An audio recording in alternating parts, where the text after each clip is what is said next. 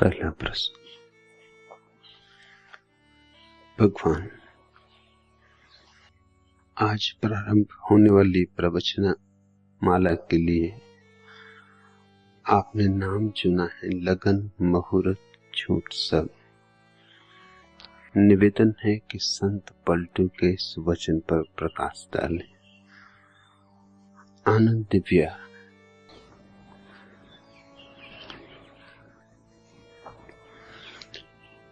पलटू का पूरा वचन ऐसा है। पलटू शुभ दिन शुभ घड़ी, याद पड़े जब नाम, लगन मुहूर्त झूठ सब, और बिगाड़े काम।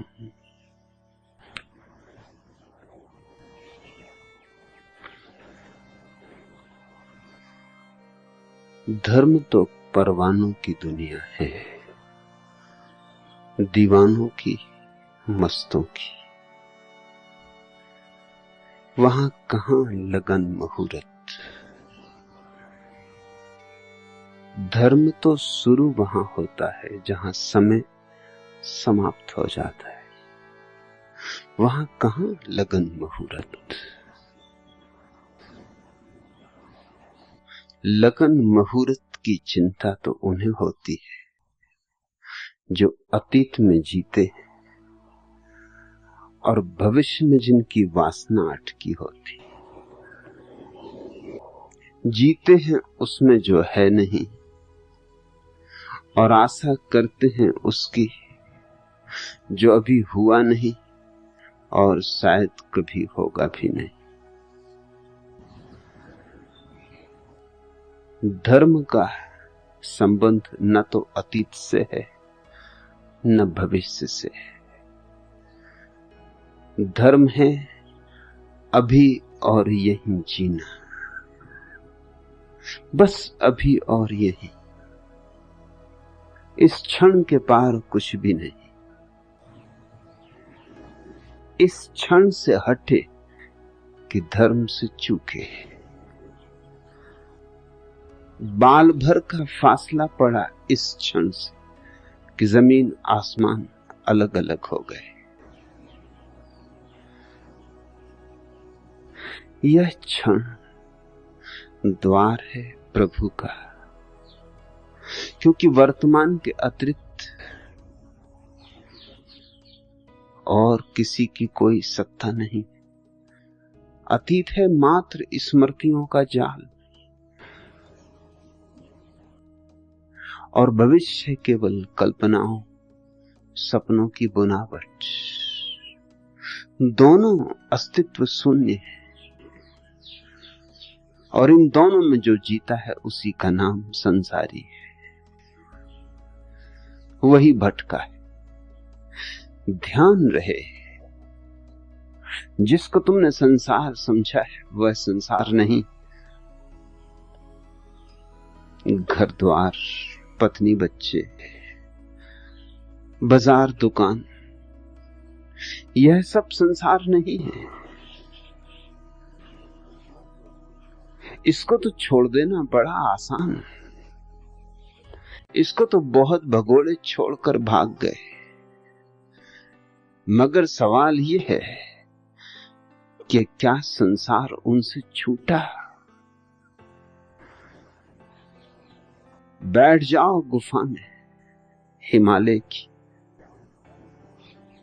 फिर भी संसार तुम्हारे साथ होगा, क्योंकि संसार तुम्हारे मन में है और मन है अतीत और भविष्य का जोड़। जहां वर्तमान है वहां मन नहीं। बैठकर भी गुफा में क्या करोगे हिमालय की? वही अतीत की उधेड़बुन होगी। वही बीती बातें याद आएंगी। वही बिसरे विस्मृत हुए क्षण लौट लौट द्वार खटखटाएंगे। क्या करोगे हिमालय की गुफा में बैठकर? फिर भविष्य को संजोगे, फिर आगे की योजना बनाओगे। और अक्सर तो यूं होता है कि जो बाजार में बैठा है उसका भविष्य बहुत बड़ा नहीं होता, क्योंकि वो इस जीवन के पार की कल्पना नहीं कर पाता। उसकी कल्पना बहुत प्रगाढ़ नहीं होती। और वो जो हिमालय की गुफा में बैठा है उसे तो कुछ और काम धाम नहीं, सारी ऊर्जा उपलब्ध है। करे तो क्या करे, तो मृत्यु के बाद भी जीवन की कल्पना करता है, स्वर्गों के स्वप्न देखता है, स्वर्ग में भोग की कामनाएं करता है, स्वर्ग में शराब के चश्मे बहाता है,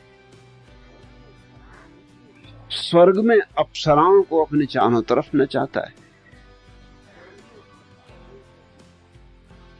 यह तुमने एक अजीब बात देखी कि चूंकि सारे शास्त्र पुरुषों ने लिखे और ये सारे भगोड़े पुरुष थे, पुरुष ऐसा लगता है ऊपर ऊपर से ही बहादुर है, भीतर भीतर बहुत कायर,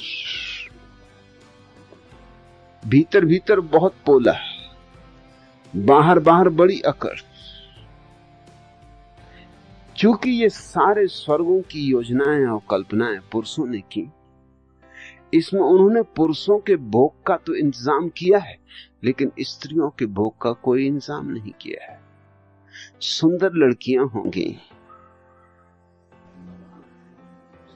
बड़ी खूबसूरत अप्सराएं होंगी, मगर कुछ इंतजाम स्त्रियों के लिए भी तो करो। सुंदर युवकों का कुछ इंतजाम करो। जरूर कुछ धर्मों ने सुंदर युवकों का भी इंतजाम किया है, लेकिन वो भी स्त्रियों के लिए नहीं, वो भी पुरुषों के लिए। जिन देशों में समलैंगिकता की बीमारी प्रचलित रही है,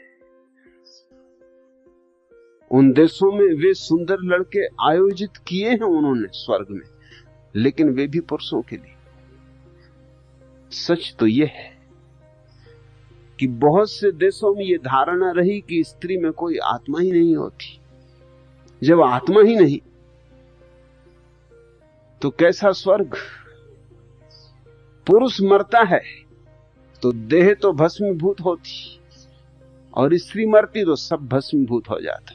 पुरुष मरता है तो सिर्फ पिंजड़ा अर्थी पे चढ़ता है, पक्षी स्वर्ग की तरफ चल पड़ता है, जीवात्मा परमहंस। और स्त्री मरती है तो सभी राख हो जाता, कोई आत्मा तो है नहीं स्त्री में। इसलिए स्त्री के लिए स्वर्ग में कोई इंतजाम नहीं, कोई व्यवस्था नहीं। न साड़ियों की दुकानें, न जौहरी, न जवाहरात, न सोना, न चांदी, कुछ भी नहीं। कारण साफ है, इंतजाम पुरुषों ने किया है। वो क्या फिक्र करें स्त्रियों की? अपने लिए इंतजाम कर लिया उन्होंने, अपने लिए सब व्यवस्था कर ली। स्त्री तो आत्मा रहित है, इसलिए बहुत से धर्मों में स्त्रियों को मंदिर में प्रवेश का अधिकार नहीं, स्वर्ग में प्रवेश का तो क्या अधिकार होगा। मस्जिदों में प्रवेश का अधिकार नहीं, सिनागागों में प्रवेश का अधिकार नहीं। स्वर्ग की तो बात ही छोड़ दो, और मोक्ष का तो सवाल ही ना उठाना। इस देश के साधु संत भी समझाते रहे कि स्त्री नरक का द्वार है, और स्त्री अगर नरक का द्वार है तो ये उर्वशी और मेनकाएं स्वर्ग कैसे पहुंच गई?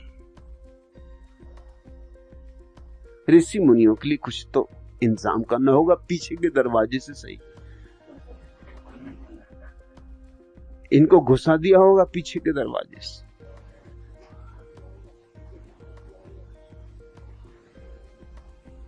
और ये जो स्वर्ग में अप्सराएं, ये सदा युवा रहती, ये कभी वृद्धा नहीं होती, ये कर्कशा नहीं होती, ये लड़ाई झगड़ा नहीं करती। इनका तो कुल काम है नाचना गाना, देवताओं को लुभाना भरमाना। ये सारी कल्पनाएं किसने की है? ये गुफाओं में बैठे हुए लोग जो कहते हैं हम छोड़कर आ गए संसार, हमने पत्नी छोड़ दी तो अब उर्वशी की आकांक्षा कर रहे हैं। कहते हैं हमने दुकान छोड़ दी, धन छोड़ दिया, तो अब स्वर्गों में वृक्षों पर फूल लगते हैं वो हीरे जवारातों के, और पत्ते लगते हैं वो सोने चांदी के। कंकड़ पत्थर तो वहां होते ही नहीं, राहें भी पटी हैं तो बस मणि मुक्ताओं से पटी। यही लोग हैं जो दुकानें छोड़ के भाग गए। इनकी कल्पनाओं का विस्तार तो मौजूद है, और अपने लिए स्वर्ग और अपने से जो भिन्न है या अपने से जो विपरीत है उनके लिए नरक। जो अपनी मान के चले उनके लिए स्वर्ग, जो अपने से विपरीत धारणाएं रखे उनके लिए नरक। और नरक में भी इन्होंने फिर कष्ट का जितना इंतजाम इन्होंने कर सकते थे किया। हिटलरों को माफ किया जा सकता है, चंगेज खान और तैमूरलंग पीछे पड़ जाते हैं तुम्हारे ऋषि मुनियों के सामने। नरक की उन्होंने जो कल्पना की है वो महादारुण है। उस कल्पना को करने के लिए भी बड़े दुष्ट चित्त लोग चाहिए, और ये थे अहिंसक, शाकाहारी,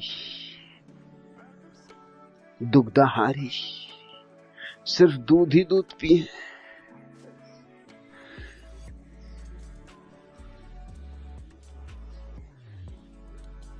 लेकिन हिंसा कहीं गई नहीं, भीतर मौजूद है।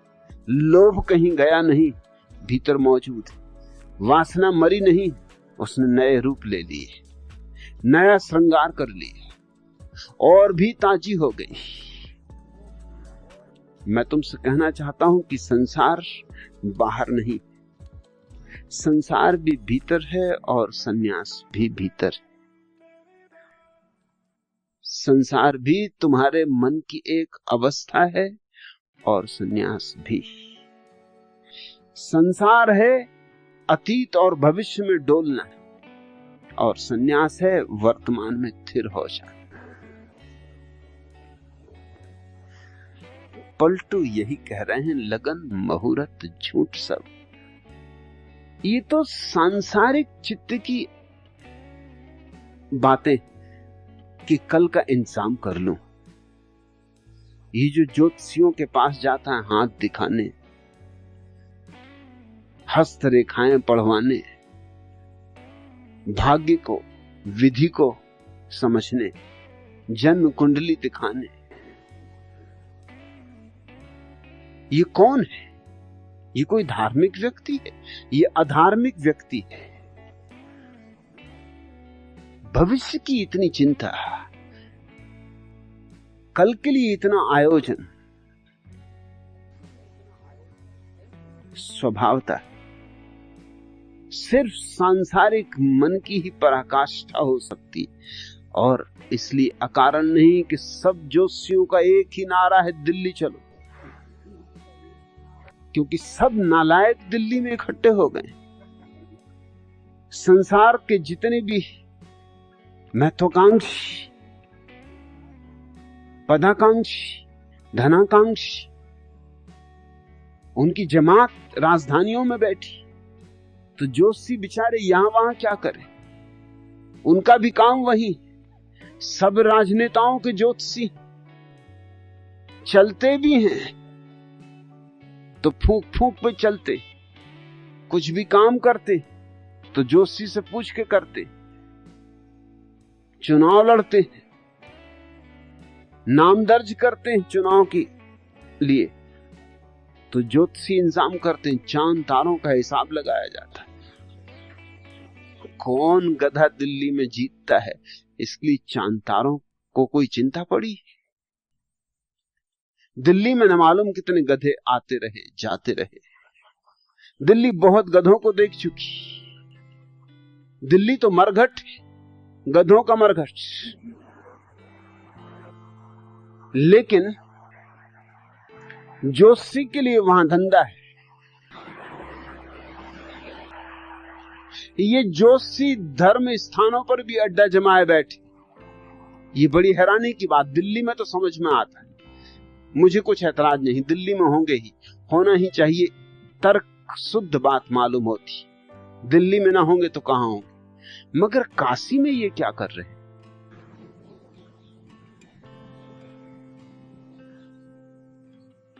काशी में भी ज्योतिषी इकट्ठे,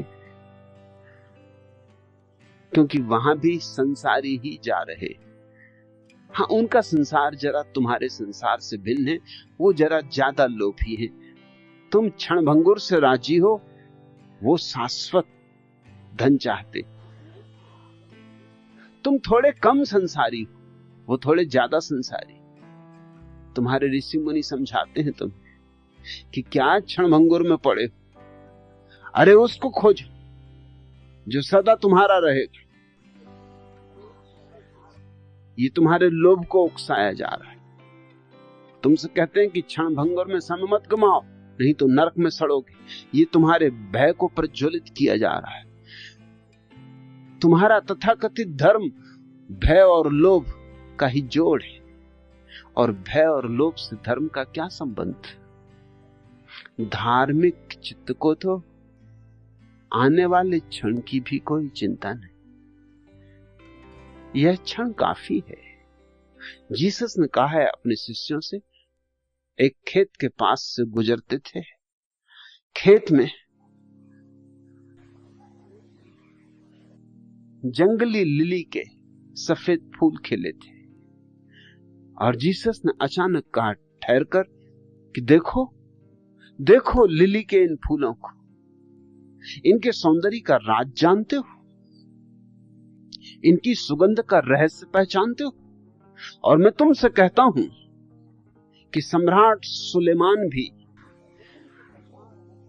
अपनी बहुमूल्य वेशभूषा में हीरे जवारातों से लदा हुआ इतना सुंदर न था जितने ये लिली के सीधे सादे फूल। इनके सौंदर्य की महिमा अद्वितीय है, अतुलनीय है। क्या है राज इनके सौंदर्य का कि सुलेमान को हरा दे? एक क्षण सन्नाटा रहा, और फिर जीसस ने ही उत्तर दिया और कहा इनका राज बहुत छोटा है, सोचोगे चूक जाओगे। सोचो मत, इनका राज बहुत सीधा साधा है।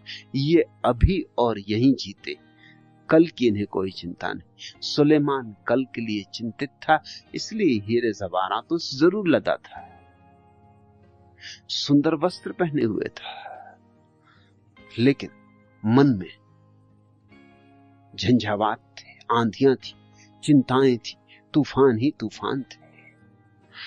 बीते गई कल की धूल अभी भी उड़ रही थी, और अभी जो दिन आया नहीं उसकी चिंताओं ने आके बसेरा कर लिया था।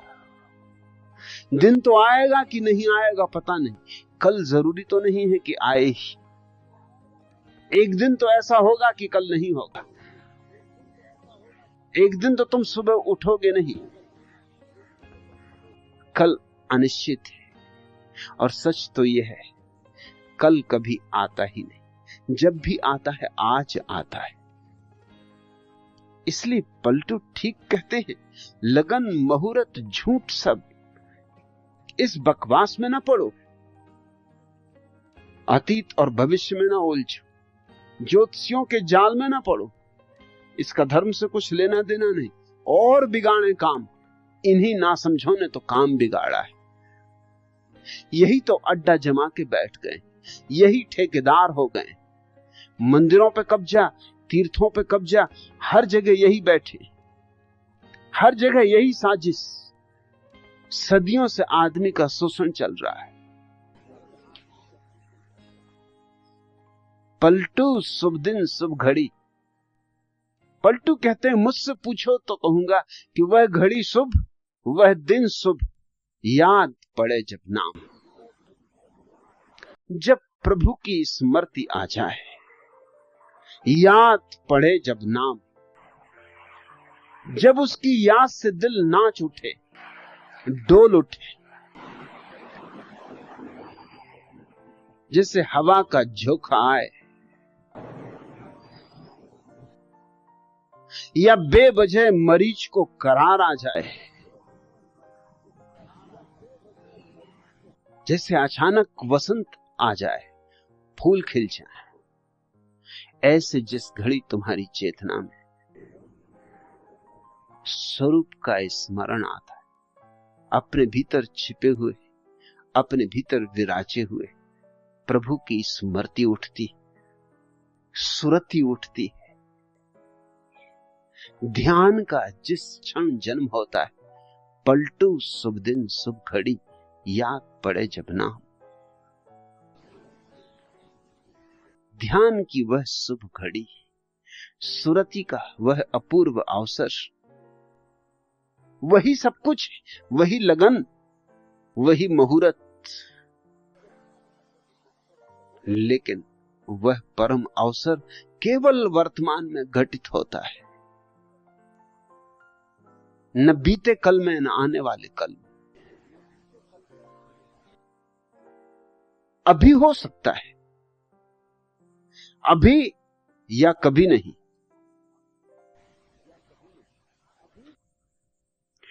कुछ इस अदा से, कुछ इस अदा से आज वो पहलू नसीं रहे, कुछ इस अदा से आज वो पहलू नसीं रहे। जब तक हमारे पास रहे, हम नहीं रहे। जब तक हमारे पास रहे, हम नहीं रहे। कुछ इस अदा से आज वो, या रब किसी के राज मोहब्बत की खैर हो, या रब किसी के राज मोहब्बत की खैर हो। दस्ते जुनू रहे न रहे, आस्ती रहे। दस्ते जुनू रहे न रहे, आस्ती रहे। जब तक हमारे पास रहे, हम नहीं रहे। कुछ इस अदा से आज वो, मुझको नहीं कबूल दो आलम की वुसअतें, मुझको नहीं कबूल, मुझको नहीं कबूल दो आलम की वुसअतें। किस्मत में कुए यार की दो गज जमी रहे। किस्मत में कुए यार की दो गज जमी रहे। मुझको नहीं कबूल दो आलम की वुसअतें। किस्मत में कुए यार की दो गज जमी रहे। जब तक हमारे पास रहे, हम नहीं रहे। कुछ इस अदा से आज वो पहलू नसी रहे। जब तक हमारे पास रहे, हम नहीं रहे। पलटू शुभ दिन शुभ घड़ी, याद पड़े जब नाम। क्यों उस घड़ी को शुभ कहा, क्यों इस दिन को शुभ कहा? जब प्रभु का स्मरण आ जाता है तो उस क्षण में अपना स्मरण खो जाता है। कबीर ने कहा है, प्रेम गली अति सांकरी, प्रेम गली अति सांकरी, तामे दो न समा है। उस प्यारे की गली बहुत सकरी, प्रेम की गली बहुत सकरी, इतनी सकरी कि उसमें दो न समा सकेंगे। वहां अगर मैं को लेकर गए तो मैं ही रह जाएगा, तू नहीं। और अगर तू को पुकारा तो मैं को मिट जाना होगा, मैं को पीछे छोड़ाना होगा। वर्तमान के क्षण में ज्यादा जगह नहीं, बड़ी सकरी गली, सकरी से सकरी गली, इससे और ज्यादा सकरा कुछ भी नहीं हो सकता। जीसस का भी वचन ठीक इस जैसा है। उस प्रभु का रास्ता यूं तो बहुत सीधा है, मगर याद रहे बहुत सकरा भी। सीधा और सकरा। सीधा तो ऐसे जैसे तीर जाता है और वेध देता है अपने लक्ष्य को।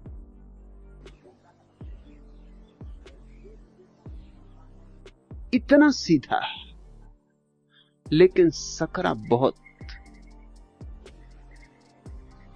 एक छोटे से विचार को भी लेके जाना चाहोगे अपने साथ तो न जा सकोगे, उतना विचार ही बाधा बन जाएगा।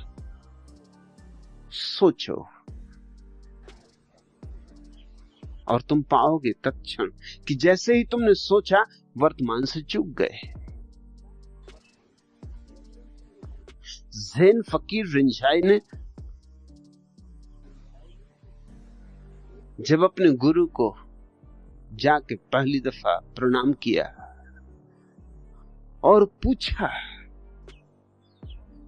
कि मैं कैसे पाऊं निर्वाण, कैसे मिलेगा बुद्धत्व,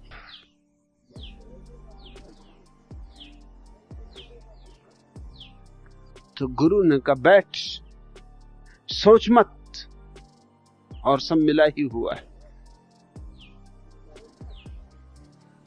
मगर इतना आसान तो नहीं सोचना छोड़ देना।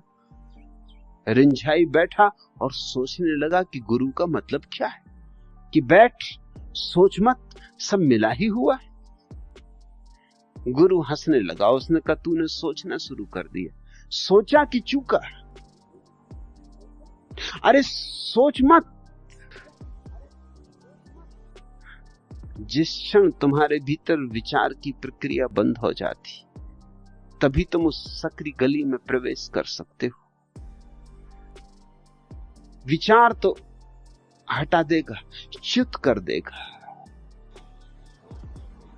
यहां वहां ले जाएगा, कहीं ले जाएगा, कहीं ना कहीं ले जाएगा, वहां ना रहने देगा जहां हो।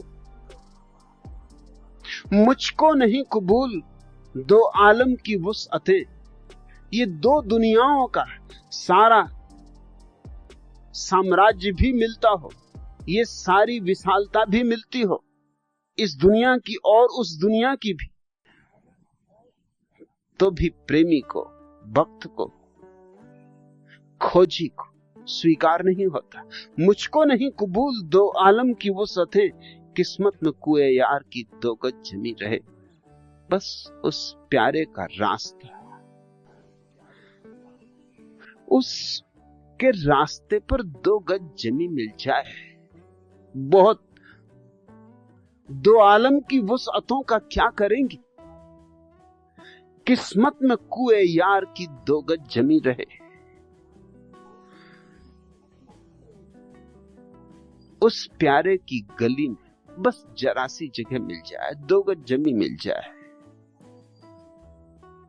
जब तक हमारे पास रहे हम नहीं रहे। कुछ इस अदा से आज वो पहलू नसी रहे, जब तक हमारे पास रहे हम नहीं रहे। जब परमात्मा तुम्हारे भीतर प्रकट होता है तुम मिट जाते हो। व्यक्ति का और परमात्मा का मिलन कभी नहीं होता। जब तक व्यक्ति होता है तब तक परमात्मा नहीं, जब परमात्मा होता है तो व्यक्ति नहीं। झुकने की कला सीखनी होती, मिटने की कला सीखनी होती। उस समर्पण को ही मैं संन्यास कहता हूं।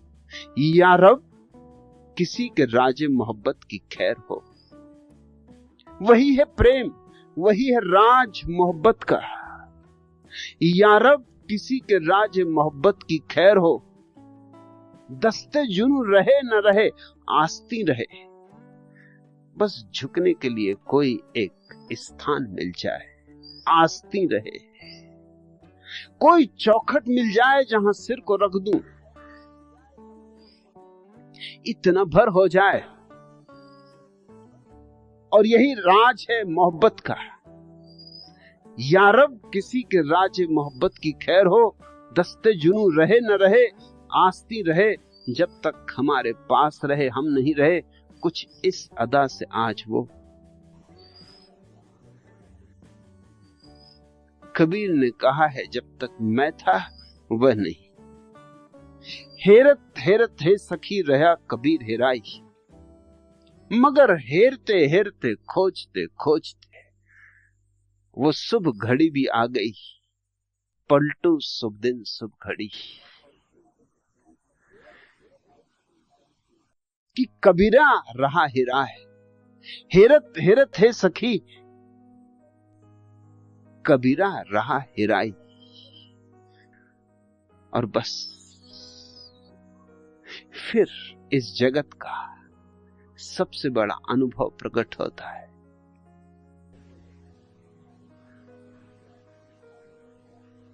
बूंद समानी समुद्र में सोकत हेरी जाए। नहीं नहीं, कबीर ने फिर बाद में बदल दिया और कहा समुद्र समाना बूंद में सोकत हेरी जाए। पहले तो कहा था बूंद समानी समुद्र में। पहला वही अनुभव होता है, क्योंकि पहले तो मैं खोता है और तू प्रकट होता है, तो स्वभावतः बूंद खो जाती है और समुद्र प्रकट होता है। तो बूंद समानी समुद्र में, मगर पीछे लौट के पता चलता है कि बात कुछ और थी। समुद्र समाना बूंद में, कि समुद्र ही बूंद में आके उतर गया है। जिस दिन तुम शून्य होते हो, मौन होते हो, निर्विचार होते हो, निर्विकल्प होते हो, जिस दिन अमनी दशा होती, जिस दिन ना अतीत ना भविष्य, बस वर्तमान का ये सकरा सा रास्ता रह जाता, ये कुएं यार, ये प्यारे की सकरी गली, ये सीधा और साफ रास्ता, बस उस घड़ी समुद्र बूंद में उतर आता है। चमत्कारों का चमत्कार हो जाता है। क्या इसे पूछने जोशी के पास जाओगे? क्या कोई जोशी बता सकेगा कि कब आएगा वह लगन का क्षण, किस मुहूर्त में मैं प्रभु का स्मरण कर पाऊंगा? नहीं, उससे तो और काम बिगड़ जाएगा, क्योंकि जोशी तो हमेशा कल की बताएगा, परसों की बताएगा और आज से चुका देगा। किसी प्रेमी से पूछो, किसी बुद्ध से पूछो, किसी परवाने से पूछो,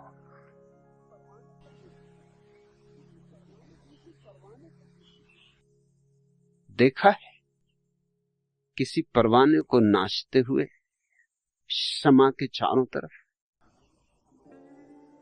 रक्ष देखा है कभी परवाने का? वही भक्त की दशा है।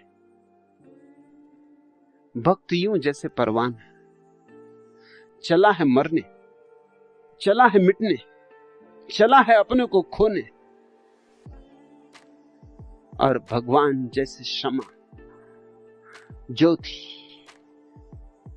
नाचता है परवाना मस्ती में कि आ गई वह शुभ घड़ी, वह शुभ दिन, मिटने का मुहूर्त आ गया।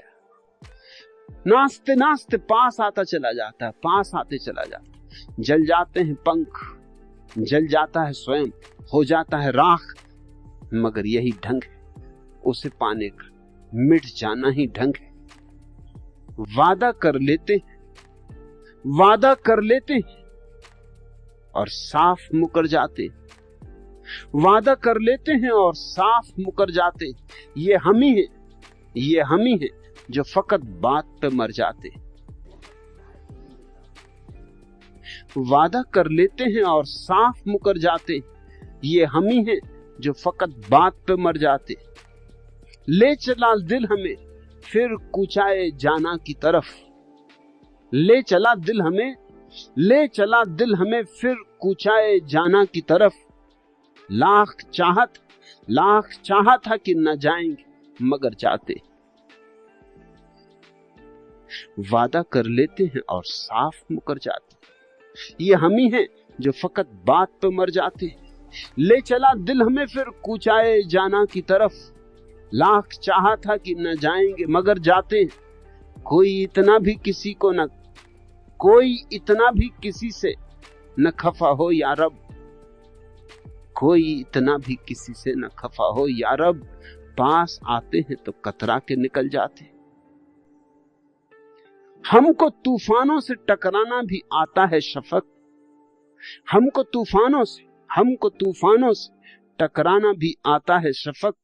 और होते हैं जो अंजाम से डर जाते हैं, और होते हैं जो अंजाम से डर जाते, वादा कर लेते और साफ मुकर जाते। ये हम ही जो फकत बात पे मर जाते। ले चला दिल हमें फिर कूचाए जाना की तरफ, लाख चाहा था कि न जाएंगे मगर जाते। कोई इतना भी किसी से न खफा हो या रब, पास आते हैं तो कतरा के निकल जाते। हमको तूफानों से टकराना भी आता है सफक, और होते हैं जो अंजाम से डर जाते, वादा कर लेते हैं और साफ मुकर जाते। पलटू शुभ दिन शुभ घड़ी याद पड़े जब नाम, मगर वह याद नाम तभी पड़ता है जब इतनी तैयारी हो मिट जाने की, समर्पित हो जाने की, समाप्त हो जाने की। कूचाए जाना की तरफ आंख भी उठाना खतरे से खाली नहीं, उस परम प्रेमी की तरफ एक कदम भी उठाना, अपनी मौत को अपने हाथ से बुलाना है।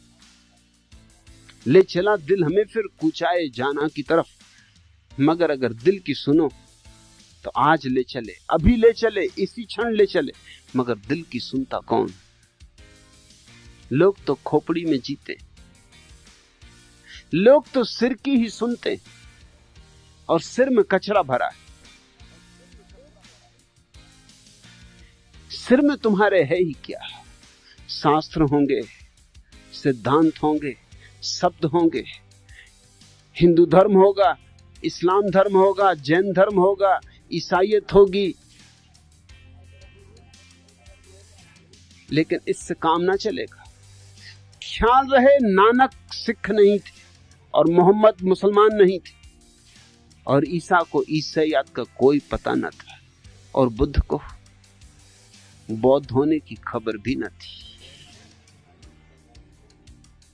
ले चला दिल हमें फिर कूचाए जाना की तरफ, लाख चाहा था कि न जाएंगे मगर जाते। सिर तो कहेगा मत जाओ, सिर तो कहेगा किस खतरे में पड़ते हो?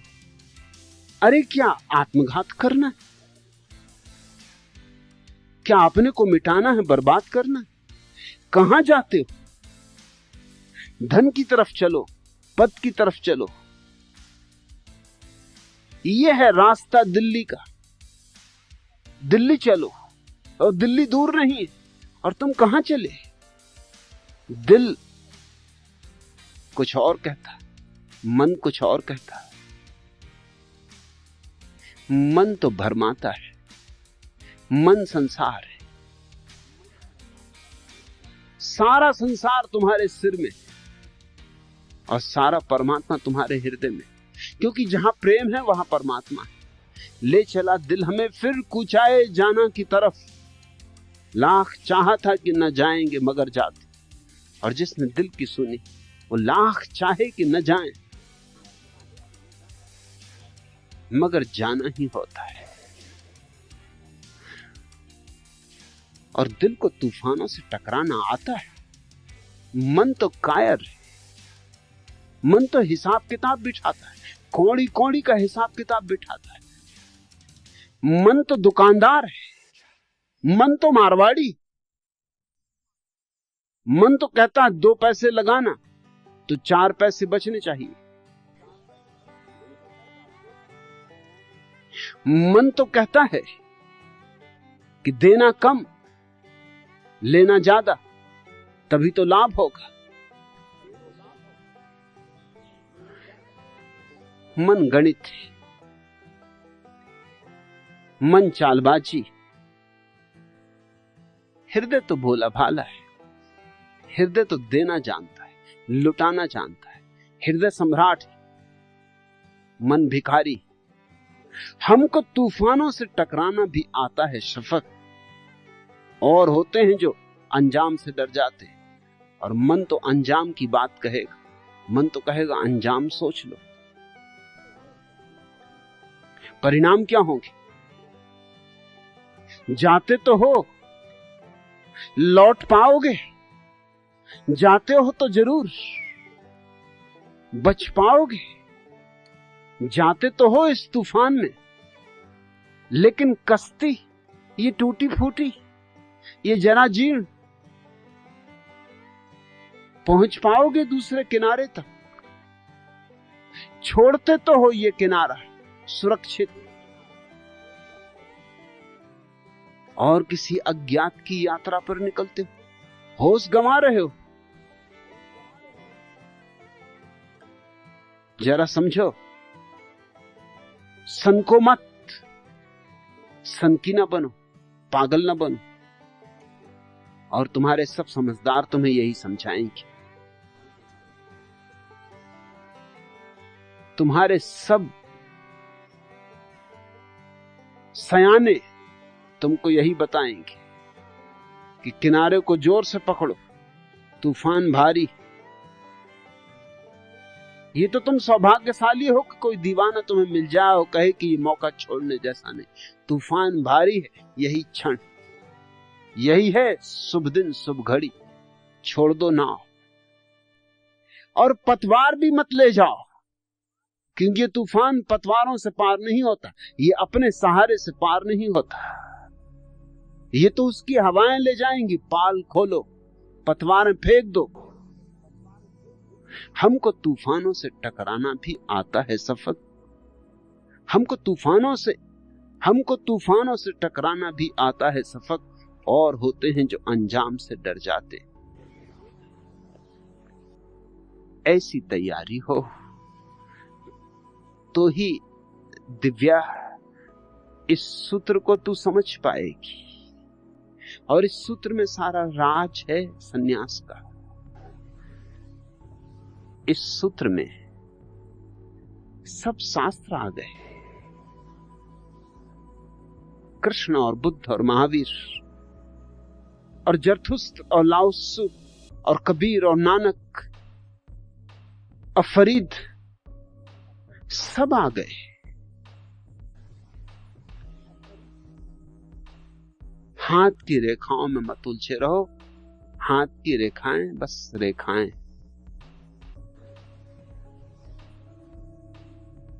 हृदय में तलाशो, हृदय में खोदो, और उसके खोदने की शुभ घड़ी अभी है।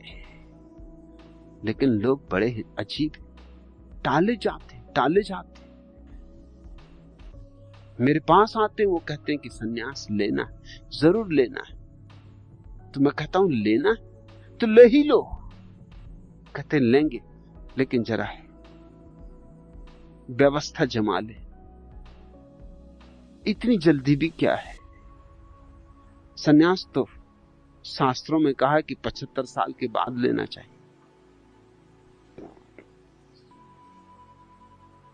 शास्त्र लिखे होंगे सयानों में, सयाने ही लिखते। चालबाज, होशियार, काइयां, जमाने भर का गणित बिठाने वाले लोग 75 साल के बाद ले लेना। उनकी हालत तो यूं है जैसे रामकृष्ण के पास एक आदमी आता था, हमेशा हर धार्मिक उत्सव मनाता था और बड़े जोर शोर से मनाता था। और जब धार्मिक उत्सव मनाता था तो बकरे कटते, मुर्गे कटते, बलिदान चढ़ता, धनी था। फिर अचानक उसने उत्सव मनाने बंद कर दिए। न बकरे कटते, न मुर्गे कटते, न लोग इकट्ठे होते, न जलसा होता। रामकृष्ण ने कहा, क्या हुआ तुझे? पहले तू बड़े जलसे मनाता था, बड़े उत्सव होते थे, अब क्या हो गया? उसने कहा, क्या करें, अब दांत ही ना रहे। तब असलियत पता चली कि वो बकरे का कटना और वो मुर्गों का कटना वो कोई धार्मिक उत्सव नहीं था, वो तो दांतों की वजह से चल रहा था। अब दांत ही ना रहे सो वो तपस्वी हो गया। अब उसने अहिंसा धारण कर ली, अब उसने हिंसा का त्याग कर दिया। 75 साल के हो जाओगे तब तुम सन्यास लोगे। अरे कब्र में होगे तब तक तुम, संसार ही तुम्हें छोड़ चुका होगा, फिर तुम क्या छोड़ोगे? धक्के दे के तुम निकालने जाओगे तब तुम अपने मन को समझा लेना, अरे छोड़ते हैं। धक्के दे के निकाले जा रहे हो लेकिन कहना कि हम छोड़ते हैं। सन्यास को लोग टालते, स्थगित करते, बेईमानी के सिवाय और कुछ भी नहीं। मगर बेईमानी को हम समझदारी कहते। इस दुनिया में बेईमान समझदार, ईमानदार ना समझ। एक क्षण भी मत टालो, क्योंकि एक क्षण का भी कोई भरोसा नहीं। और ये मत कहो कि ठीक घड़ी आएगी, ठीक क्षण आएगा तब लेंगे। 75 साल के तो हो जाएं पहले, फिर ले लेंगे। अब भारत की तो औसत उम्र 36 साल है। इसमें तो औसत अर्थों में तो कोई सन्यासी हो ही नहीं सकता। और जिन ऋषि मुनियों ने लिखा है कि 75 साल के होकर सन्यास ले लेना, उस समय भारत की उम्र आज से भी कम थी। इस भ्रांति में मत रहना कि उस समय लोग काफी लंबे देर तक जिंदा रहते थे, क्योंकि जितने भी अस्थि पंजर पाए गए हैं अब तक 5000 साल पुराने, उनमें से किसी की भी उम्र 40 साल से ज्यादा नहीं सिद्ध हुई। और ये बात इससे भी सिद्ध होती कि उपनिषद के ऋषि आशीर्वाद देते थे कि 100 वर्ष जियो। अगर ये बात सच थी कि लोग 100 वर्ष जीते ही थे, तो किसी को यह आशीर्वाद देना कि 100 वर्ष जियो आशीर्वाद नहीं मालूम होता। अरे 100 वर्ष जीने का आशीर्वाद तो तभी आशीर्वाद हो सकता जब लोग मुश्किल से 50 साल जीते हो। जब लोग 100 साल जीते ही हो तब किसी को आशीर्वाद देना कि 100 साल जियो, निपट गंवारी होगी। और हिसाब यह था कि 50 साल में वानप्रस्थ, क्या हिसाब था? 25 साल तक अध्ययन तो ब्रह्मचर्य, फिर 25 साल ग्रस्त संसार का अनुभव, फिर 25 साल वानप्रस्थ। वानप्रस्थ शब्द बड़ा अद्भुत है। जंगल की तरफ मुंह जाना नहीं, सिर्फ मुंह रखना, मतलब ख्याल रहे कि जाना है, हिसाब लगाना कि अब गए तब गए, कि अब जाते हैं। शुभ घड़ी आ जाए, शुभ मुहूर्त आ जाए तो अब जाते ही हैं। अब बच्चे बड़े भी हो गए, अब शादी विवाह भी हो गया, अब बच्चों के बच्चे भी होने लगे, बस अब जाते ही हैं, अब जाते ही हैं। बिस्तर वगैरह बांध के रखना, सूटकेस वगैरह तैयार कर लेना। वो जंगल की यात्रा पे जा रहे हो, पाथे सजा लेना। 25 साल वानप्रस्थ में गुजारना, अर्थात जंगल की तरफ मुंह रखना, रहना यहीं, करना वही सब जो करते रहे। और जो जो चालबाजियां तुमने जिंदगी में सीखी वो अपने बच्चों को सिखा देना जाने के पहले, नहीं तो ये क्या करेंगे बेचारे। और 75 साल में फिर संन्यास, जबकि ये बच्चे तुम्हें धक्के दे के ही निकालने लगे। जब कहने लगे पिताजी अब क्षमा करो, कि अब बहुत हो गया, आप खोपड़ी और ना खाओ। जब दुत्कारने लगे, जब घर में कोई पूछताछ ही ना रह जाए, जब कोई प्रतिष्ठा ही ना रह जाए, तब फिर जंगल की तरफ चले जाना, फिर सन्यासी हो जाना। ये तो यूं हुआ जैसा हम मरे हुए आदमी के साथ करते। जिंदगी भर जिसने राम का नाम नहीं लिया, उसकी अर्थी उठा के कहते हैं राम नाम सत्य। वो बेचारे असत्य हो गए, अब तुम राम नाम सत्य कर रहे हो। अरे राम नाम ही सत्य कहना था तो जिंदा आदमी से कहना था, मगर जिंदा से कहो तो लोग नाराज हो जाते। मैं छोटा विद्यार्थी था जब, तो स्कूल जाते वक्त बीच में एक मंदिर था और उसके जो पुजारी थे वो बड़े प्रसिद्ध थे, बंसी वाले उनका नाम था। और उनकी बड़ी ख्याति थी कि वो बड़े सज्जन, बड़े करुणावान, बड़े दानी, बड़े प्रेमी, बड़े भक्त। और जब प्रार्थना करते थे वो कृष्ण की तो आंखों से आंसू बह रहे, मगर मुझे देखते इस वक्त एकदम डंडा उठा लेते थे कि बस बोलना मत, कहना मत। क्योंकि मैं जब भी वो मिलते, कहीं भी मुझे मिल जाते, मैं कहा राम नाम सत्य है। इससे वो बहुत नाराज होते थे कि तू है कैसा, तुझे कुछ पता है कि जब कोई मर जाता है तब कहते हैं राम नाम सत्य, मैं अभी जिंदा हूं। वो पूजा कर रहे होते बंसी वाले की पुकार लगा रहे होते, मैं उनके मंदिर में पहुंच जाता, मुझे देखते बंसी वाले को भूल जाते कि तू बाहर निकल, देख बोलना मत, वो बात मुंह से ही मत निकालना, वो बात ही गलत है, तुझे कुछ समझ ही नहीं है। जब देखो तब वही कह देता। मैं पूछता क्या, वो कहते कि मैं नहीं कह सकता क्या।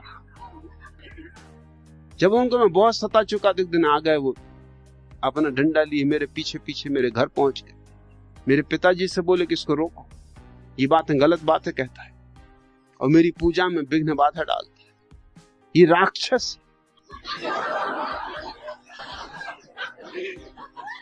पता नहीं इसको कैसे पता चल जाता है कि मैं पूजा कर रहा हूं, बस वहीं पहुंच जाता है। अब मैं पूजा करूं कि इसकी फिक्र करूं, और सब गड़बड़ हो जाता है, ऐसी बातें कह देता है। तो मैंने उनसे कहा कि आप कम से कम बातें तो बताइए, कि तू चुप रह, तू बीच में मत बोल। तो मेरे पिताजी ने भी कहा कि ये बात तो तर्कसंगत है कि आखिर उसने कहा क्या, ये तो आप कहिए। कोई गाली दी, कोई बुरे वचन आपसे बोला, कोई आपका अपमान किया, रखा, कुछ भी गाली नहीं दी, कोई बुरा वचन नहीं कहा, मगर ऐसी बात कहता जो बुरे से बुरी।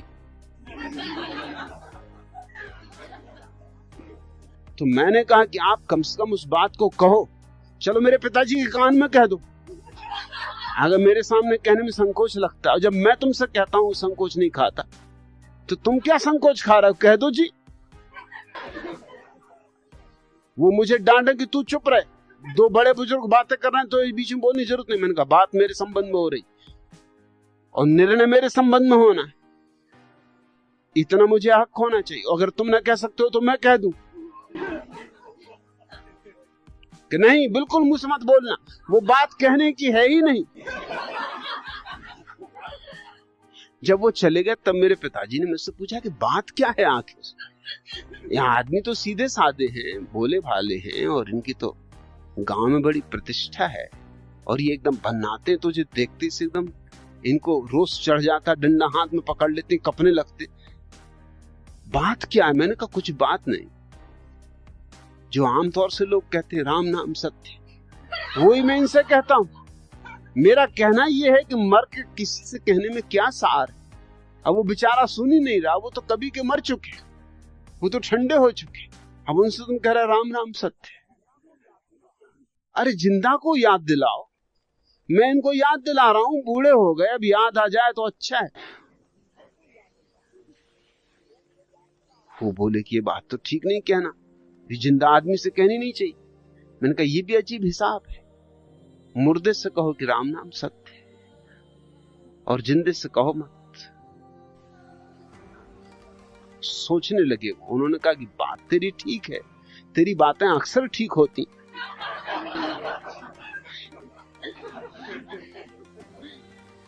मगर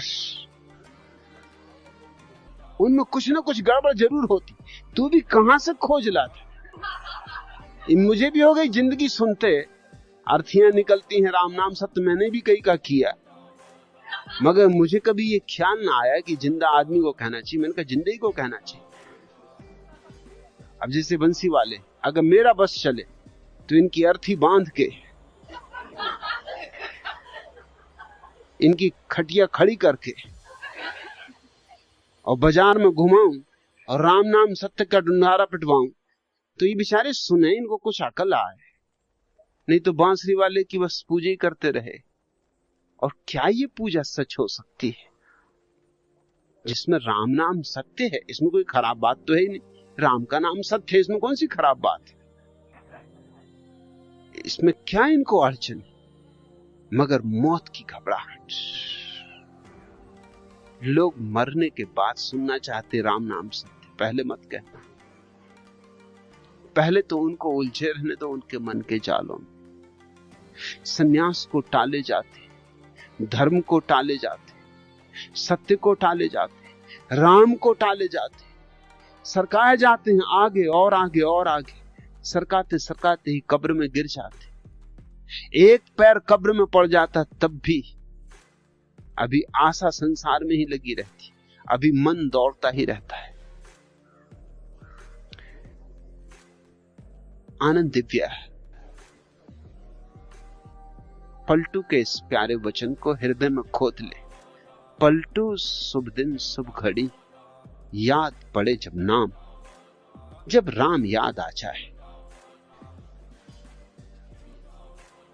तब वही घड़ी शुभ है, वही दिन शुभ है। लगन मुहूर्त झूठ सब, मत पूछना लगन, मत पूछना मुहूर्त, और बिगाड़े काम। दूसरा प्रश्न, भगवान नारद परिव्राजकोपनिषद में सन्यासी के लिए यह कठोर वर्जना है, न संभासेति स्त्रियम कांचित्य पूर्व दृष्टाम न चा स्मरेत कथाम चा वर्ज एतासाम न पथ्ये लिखितामपि एतच्च तुष्टयम मोहात् स्त्रीणामाचरतो यते चित्तम विक्रियते अवश्यम तद विकारात् प्रणश्यति। वह किसी स्त्री से बात न करे, वह यानी सन्यासी। सन्यासी किसी स्त्री से बात न करे, पूर्व परिचित स्त्री का स्मरण न करे, स्त्रियों के चित्रों को भी न देखे तथा स्त्रियों से संबंधित चर्चा न सुने, क्योंकि स्त्री संबंधी चर्चा, उनका स्मरण, चित्रावलोकन तथा संभाषण आदि से मन में विकार की उत्पत्ति होती और वह उसकी योग भ्रष्टता का कारण होता है। आपके सन्यासी इस नियम का पालन उसके समग्र उल्लंघन में करते, और फिर भी सन्यासी क्यों? त्र्यंबक भावे, इसीलिए सन्यासी। और ये जो नारद परिव्राजकोपनिषद में सन्यासी की लक्षणा है, यह सन्यासी की लक्षणा नहीं। यह लक्षणा बिल्कुल गलत है। इसी गलती का तो हम परिणाम भोग रहे हैं सारी पृथ्वी पर। ये सड़ी गली मनुष्यता इसी तरह के मूढ़तापूर्ण सिद्धांतों के कारण पैदा हुई है। सुबह ही सुबह आज मैंने जब तुम्हारा प्रश्न देखा तो अखबार उठा के देखे, आज के अखबार तो आए नहीं थे, कल के अखबार थे। तो 3 खबरें थी अखबारों में, वो तुम्हारे काम पड़ेंगी। और कहीं नारद जी मिल जाएं तो उनको भी बता देना। पहली खबर थी अमेरिका के एक ईसाई संप्रदाय के संबंध में, उसके प्रमुख की गिरफ्तारी की। यह संप्रदाय कठोर ब्रह्मचर्यवादी है। इस संप्रदाय की धारणा स्त्रियों के बिल्कुल विपरीत है। यह संप्रदाय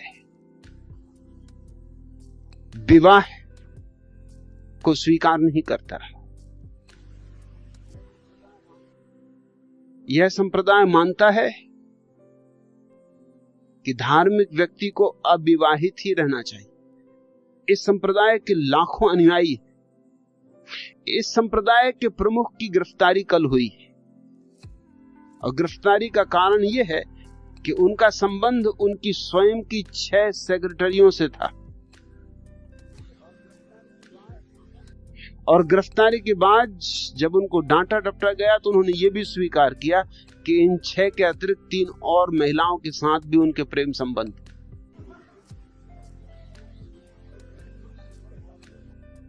ये प्रमुख की दशा है, बाकी की तुम समझ लेना। दूसरी खबर थी कोरिया से। 46 बौद्ध भिक्षु अति कामना ग्रस्तता और काम विकारों के कारण ऐसे अपराध किए हैं जो अमानवीय है।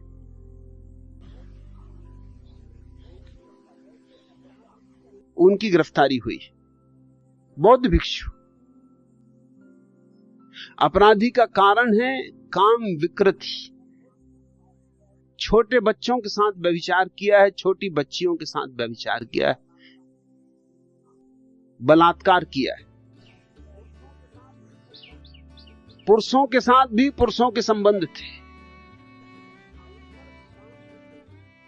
उन पर काम विकृति के ही नहीं वरन हिंसा, हत्या इत्यादि के भी जुर्म है। क्योंकि जब किसी छोटी बच्ची के साथ बलात्कार किया और फिर घबराए कि अब ये बच्ची जाएगी और खबर कर देगी, तो उसको मार भी डाला।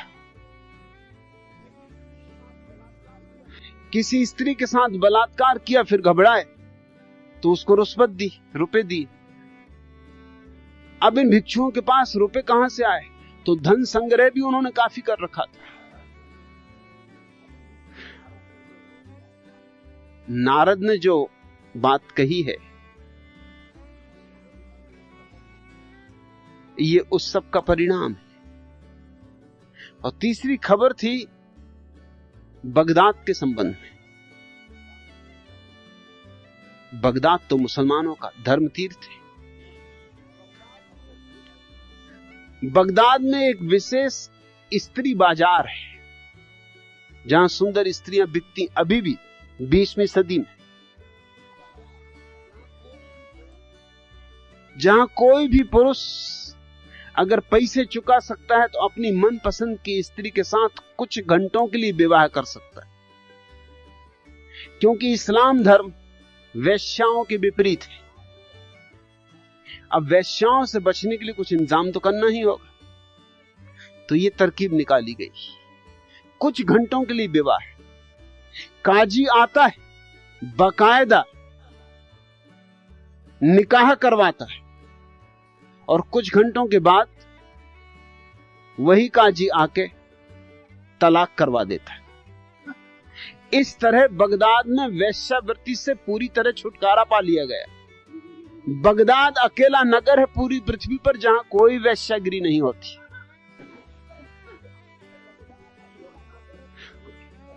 काजी आ जाता है, धर्मगुरु, वो आके निकाह करवा देता है 4-6 घंटे के लिए।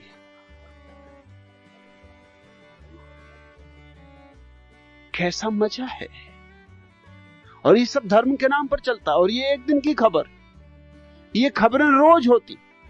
ये तो संयोग की बात है कि मैंने अखबार उठा के देखे कि तुम्हारे लिए कुछ सामग्री कल के अखबारों में है या नहीं।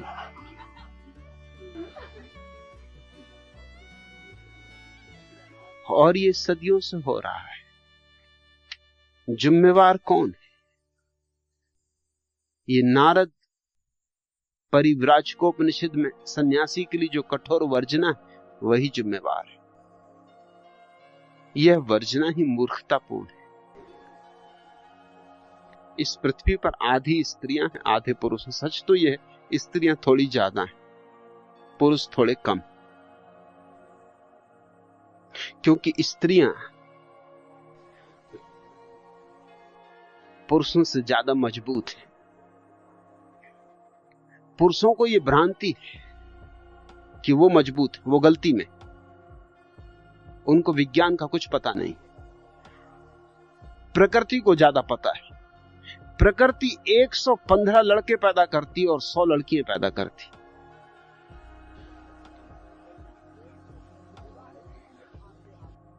विवाह की उम्र आते आते 15 लड़के खत्म हो जाते, 100 ही बचते। तो प्रकृति पहले से ही स्पेयर तैयार करती, 15 स्पेयर, क्योंकि इनका कोई भरोसा नहीं, ये कब टाए फिस हो जाए इनका कुछ पक्का नहीं। लड़की मजबूत काठी की होती, ऐसे कोई टाए फिस होने वाली नहीं। 100 लड़कियां और 115 लड़के, ये अनुपात, और शादी की उम्र होते होते बराबर हो जाते। फिर लड़कियां 5 साल ज्यादा जीती। अगर पुरुष 75 साल जिएगा तो लड़की 80 साल जिएगी।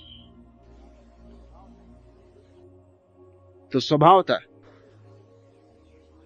पृथ्वी पर हमेशा ज्यादा स्त्रियां होंगी, क्योंकि कई पुरुषों को दफना चुकी होंगी। और पुरुष की मूर्खता और यह है कि वो शादी करते वक्त अपनी उम्र ज्यादा चाहता लड़की से। लड़की की उम्र अगर 20 तो लड़के की 25। इसका मतलब यह हुआ कि 5 साल का यह फर्क और 5 साल का प्रकृति का फर्क, 10 साल का अंतर पड़ जाएगा आखिर में। ये भैया 10 साल पहले राम राम सत्य हो जाएगा इनका। अगर थोड़ी समझदारी हो तो 5 साल बड़ी उम्र की लड़की से शादी करनी चाहिए, ताकि कम से कम दोनों का राम नाम सत्य करीब करीब हो। जब भी दुनिया में थोड़ी वैज्ञानिकता होगी तो यही होगा। 25 साल की लड़की 25 साल का लड़का नहीं होना चाहिए, 20 साल का लड़का, बराबर उम्र का भी नहीं, 5 साल कम। लेकिन पुरुष को इसमें बड़ी दिक्कत मालूम होती है, क्योंकि अपने से कमजोर, हर हालत में कमजोर स्त्री से विवाह करना चाहता है पुरुष, क्योंकि अकड़।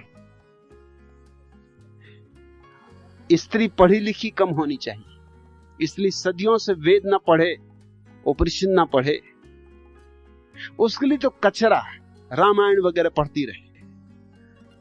ये बाबा तुलसीदास जो लिख गए हैं उसको पढ़ती रहे, बाकी असली कोई चीजें ना पढ़े। रामलीला देखती रहे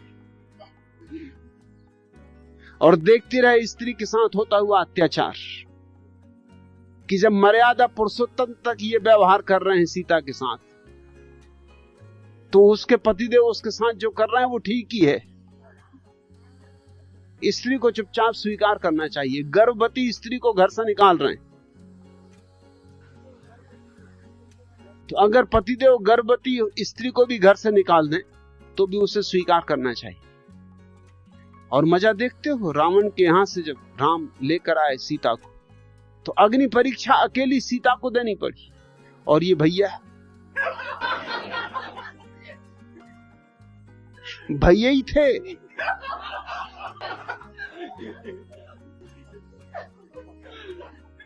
कम से कम इतना तो करते कि जब 7 चक्कर लगाए थे, घन चक्कर बने थे, तब 7 चक्कर लगाए थे, कम से कम अग्नि परीक्षा में 7 उतरे होते। ये भी कोई बात हुई। और सीता अगर इतने दिन अलग रही थी तो ये भैया भी तो अलग रहे थे, और न मालूम किस किस तरह के लोगों के साथ रहे थे, अंदरों बंदरों के साथ। इनका क्या भरोसा, कौन कौन से काम ना करते रहे हो। कम से कम सीता तो एक भले आदमी के हाथ में थी जिसने कोई दुर्व्यवहार नहीं किया। रावण ने सीता के साथ कोई दुर्व्यवहार नहीं किया। रावण ने सीता के शरीर को भी स्पर्श नहीं किया।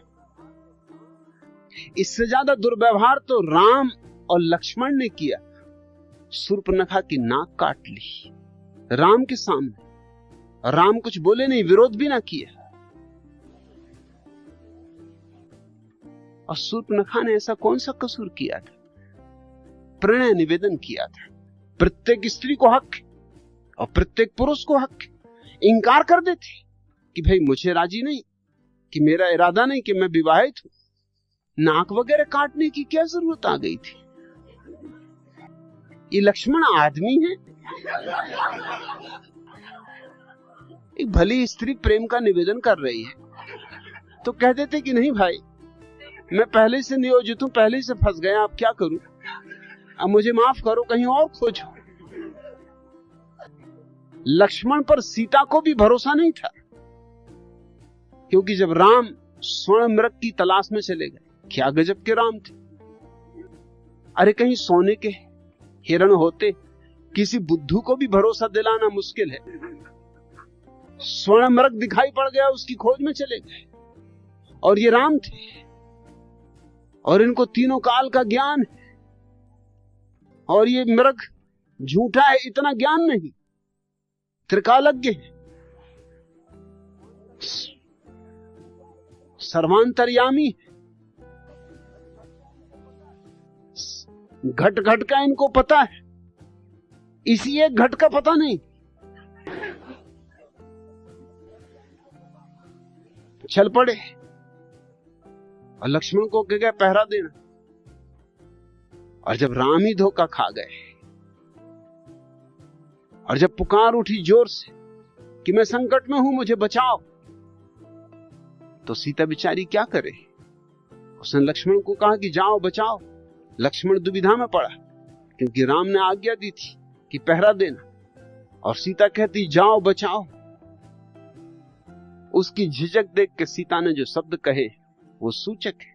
सीता को जरूर शक रहा होगा इस आदमी पर, और शक के कई कारण भी। जब स्वयंवर हो रहा तो तब भी सीता देख रही होगी कि रामचंद्र जी तो बैठे थे शांति से, मगर लक्ष्मण एकदम उठ खड़ा होता था, उसको बिठाना पड़ता, भैया तू बैठ, जब बड़े भाई मौजूद हैं तू चुपचाप रहे। उसको ऋषि मुनि समझाते तब वो थोड़ा बैठता, मगर फिर उठ के खड़ा हो जाता। वो धनुष तोड़ने को एकदम आतुर हो रहा था। तब से सीता को शक रहा होगा कि ये आदमी कुछ गड़बड़। फिर अपनी पत्नी को छोड़कर, इसको तो कोई कारावास दिया नहीं था, उर्मिला को छोड़ के चुपचाप सीता मैया के पीछे चला आया। सीता को और भी शक हुआ हो कि 14 साल जंगल में भटकना, कोई भाई वगैरह के पीछे भटकता है, ऐसा भाईचारा वगैरह कहीं होता है, यह आदमी कुछ गड़बड़। और 14 साल से पीछे ही लगा हुआ था। रामचंद्र जी तो आगे आगे, सीता मैया उनके पीछे लक्ष्मण जी। अब पता नहीं पीछे पीछे क्या कहता था, क्या व्यवहार करता था, क्योंकि सीता ने जो वक्तव्य दिया उससे कुछ जाहिर होता है। सीता ने कहा कि मुझे मालूम कि तेरी यही इच्छा है कि किसी तरह राम समाप्त हो जाए, तो मुझ पर कब्जा कर ले। यही वक्तव्य बताता है कि सीता को इस आदमी पर शक निश्चित रहा, संदेह रहा। और इस बात के कहते से लक्ष्मण को एकदम चोट भी पड़ गई। इससे भी पता चलता है चोट ही उस बात की पड़ती है जिसका भीतर डर हो। अभी जाने को राजी नहीं था कि रामचंद्र जी आज्ञा देगा मैं तो यहीं रहूंगा, भाई की आज्ञा नहीं छोड़ सकता। और जब सीता ने ये कहा कि मुझे पता है कि तू यहां क्यों, भाई की आज्ञा वगैरह का कोई सवाल नहीं, सवाल यह है कि किसी तरह राम खत्म हो जाए तो मुझ पर कब्जा कर ले, तेरी नजर खराब, तेरी नीयत खराब। बस ये कहते से लक्ष्मण जी चल पड़े, एकदम क्रोध में आ गया। क्रोध ही तब आता है जब कोई घाव को छू देता है। रावण ने तो कोई दुर्व्यवहार नहीं किया और सीता की अग्नि परीक्षा ली गई। रामलीला दिखाई जा रही है स्त्रियों को कि देखो तुम्हारे पतिदेव ऐसी परीक्षा लेंगे, घबराना मत, परीक्षा देना। देखो सीता मैया आग में से निकली और बिल्कुल बच के निकल आई, ऐसी तुम भी आग में से निकलो, तुम भी बच के निकल आओगे। इस पागलपन में मत पड़ना। आग माग में से कोई बच के नहीं निकलता। न सीता मैया निकली है, न कोई और मैया निकल सकती। आग को कुछ नहीं पड़ी। और इसके बावजूद भी एक दुब्बड़ ने कह दिया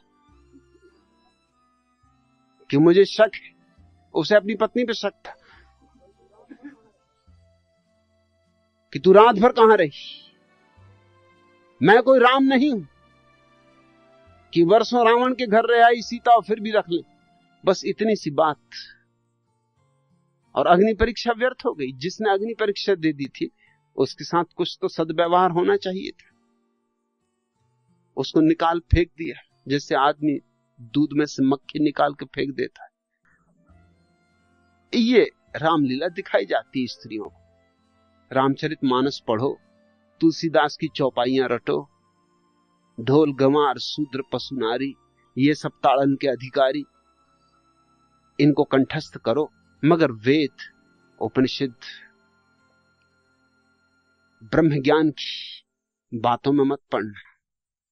उस ऊंचाइयों से स्त्रियों को वंचित रखा जाता है ताकि पतिदेव ब्रह्मज्ञानी मालूम पड़े, स्त्री अज्ञानी मालूम पड़े। आज भी वही की वही हालत है। अगर स्त्री एमए हो तो बीए लड़का उससे शादी करने को राजी नहीं होता। उसको लगता है बेइज्जती हो रही। कोई पूछेगा कि पत्नी कहां तक पढ़ी, एमए, और आप बीए, तो जरा चोट पहुंचेगी कि बात ठीक नहीं। पत्नी हर हालत में छोटी होनी चाहिए, पढ़ाई लिखाई में छोटी होनी चाहिए, शरीर में भी छोटी होनी चाहिए। लंबी पत्नी से कोई शादी करने को राजी नहीं होता कि तुम अपनी पत्नी के साथ चले जा रहे हो, वो तुमसे लंबी है, तो डर ये रहता कोई पूछने लगे कि क्या आपकी माता जी है, कौन।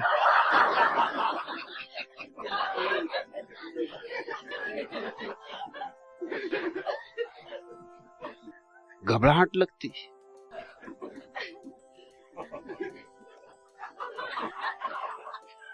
वो चितरंजन हंस रहे।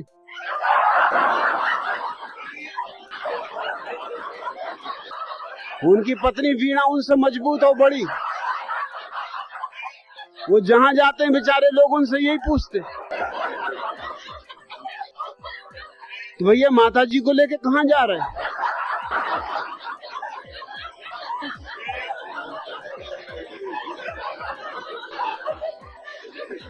मगर चितरंजन ने हिम्मत का काम किया। इसको ही कहते हैं मर्दानगी। अरे डरे नहीं।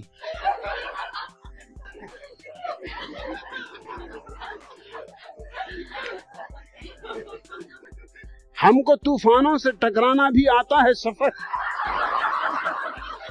और होते हैं जो अंजाम से डर जाते। कोई फिक्र न की कि पत्नी 1 फीट ऊंची, जहां जाएंगे वहीं मुसीबत खड़ी करेगी। और वीणा बिचारी बहुत झुक झुक के भी चले तो भी क्या करे, शरीर से भी मजबूत है।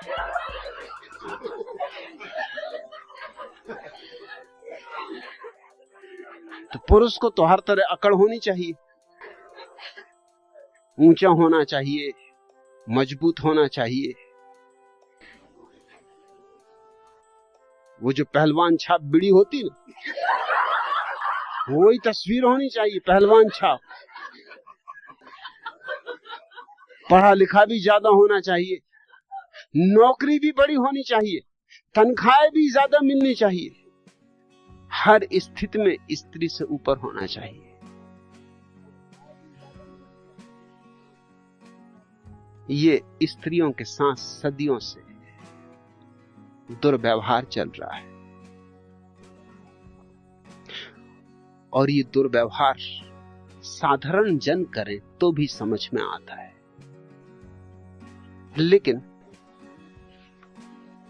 उपनिषदों तक में इस तरह के दुर्व्यवहार की बातें लिखी हो तो बड़ी हैरानी होती। अब ये वचन क्या है? न संभाषेति स्त्रियम, स्त्री से बात न करे। बड़े डरपोकपन की बात है। ये कोई सन्यासी का लक्षण हुआ? स्त्री से बात न करे। इतनी स्त्रियां हैं, सारी पृथ्वी उनसे भरी, कहां जाओगे, कैसे बचोगे? और स्त्रियों से बात न करे, और स्त्रियां ही सत्संग करने आती। मार डाला सन्यासी को, गर्दन में फांसी लगा दी उसकी। पुरुष जाते ही कहां सत्संग करने? पुरुष अगर जाते भी हैं कभी सत्संग करने, तो उन्हीं स्त्रियों को देखने जाते हैं जो सत्संग करने गई, या उन्हीं स्त्रियों के पति पीछे पीछे चले जाते हैं रक्षा की दृष्टि से, क्योंकि धर्मशास्त्र कह गए कि जब लड़की हो तो बाप रक्षा करे, और जब युवती हो जाए तो पति रक्षा करे, और जब वृद्धा हो जाए तो बेटा रक्षा करे। स्त्री हुई कि कोई सामान हुआ, रक्षा ही रक्षा।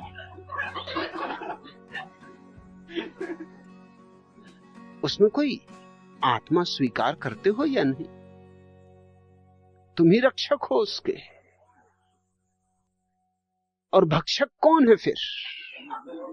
जब सभी तुम रक्षक हो तो भक्षक तो कोई होने नहीं चाहिए, तुम ही भक्षक हो। स्त्रियों से बात ना करे, ये तो बड़े डरपोकपन की बात हो गई। और जो पुरुष इतना स्त्रियों से डरा हुआ है, तुम सोचते हो उसके जीवन में ध्यान फलित हुआ होगा? तुम सोचते हो उसके जीवन में आनंद फलित हुआ होगा? तुम सोचते हो उसके जीवन में परमात्मा की कोई झलक मिली होगी? जिसको परमात्मा की झलक मिल जाए उसे तो स्त्री में भी परमात्मा की ही झलक मिलेगी। फूलों के सौंदर्य से तो कोई विरोध नहीं है नारद को। चांद सुंदर निकलेगा उससे तो कोई विरोध नहीं। पक्षी गीत गाएंगे उससे तो कुछ विरोध नहीं। कोयल कुहू कुहू करेगी उससे तो कुछ विरोध नहीं। संगीत बजेगा उससे तो कुछ विरोध नहीं। और सब सौंदर्य स्वीकार है, सिर्फ स्त्री के सौंदर्य से क्या डर है?